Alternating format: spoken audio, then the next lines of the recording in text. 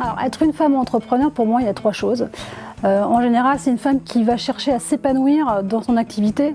Donc, il y a vraiment une notion de passion, de métier qu'on va rechercher.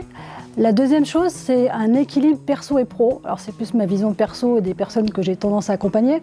Mais on cherche à la fois à vraiment s'amuser, se faire plaisir dans son travail et aussi trouver un équilibre entre le pro et la famille, à pas léser la famille, et c'est peut-être plus souvent le cas pour des mamans entrepreneurs. Et la dernière chose, c'est l'entrepreneuriat.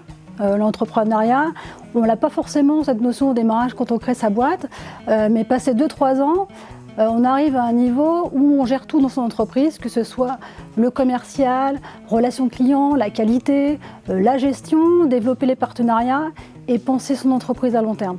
Donc ça, c'est là où on arrive au niveau de femme entrepreneur. Une femme entrepreneur, c'est une femme qui s'épanouit dans son travail et qui est libre de ses actes.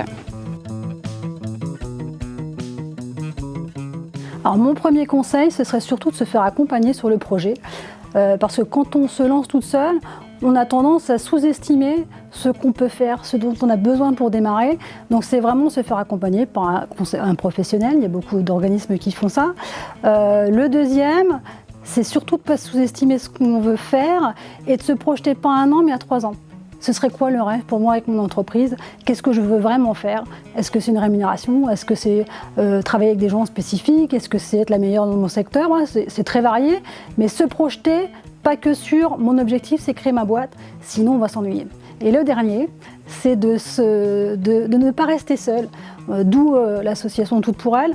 Quand on reste seul, c'est super dur de rester motivé en permanence, donc on a besoin de trouver des pairs à qui on peut parler de ces problématiques d'entrepreneurs. Et ça, c'est super important pour durer dans le longtemps, c'est le réseau et c'est l'encadrement. Si une femme doit entreprendre, il faut qu'elle croie en elle surtout, après son projet, et s'entourer de personnes bienveillantes et qui ont partagé cette expérience.